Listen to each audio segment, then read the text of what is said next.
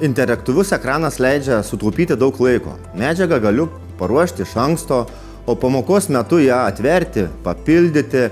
Ekrane greitai vizualizuoju sudėtingus grafikus ir geometrinės figūras, todėl mokiniai geriau supranta, o aš mažiau laiko praleidžiu aiškindamas sausą teoriją.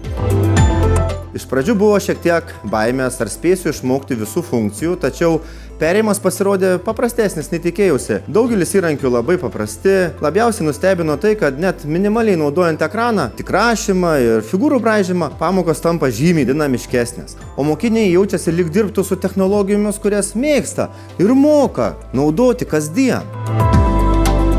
Taip pat vertinu integruotas programėlės, tai yra laikmatį, liniuotę, nusistatau, kiek minučių reikia atlikti mokiniam užduotį. Užuolaidą esu vieną kartą naudojęs, parašyta, nepaslėpi, nerodai paskiau. Kauliukai reikalingi skaičiuojant tikimybės, kai reikia susirašyti tam tikrus atsitiktinius dydžius. Tai vat galime kauliukus vieną, galime, jeigu reikia, 2 kauliukus ridenti.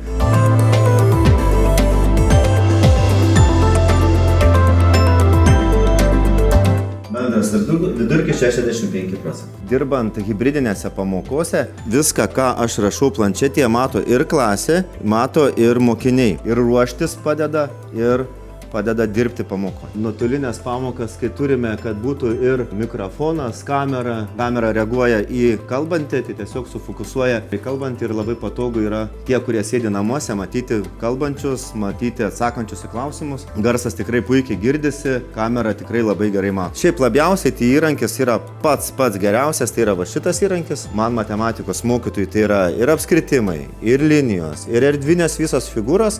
Galima ją ir reikia pasižymėjus ir nusinešti, galima susimažinti iš vestinės. Irgi va pasižymim, pasinešam, kur reikia.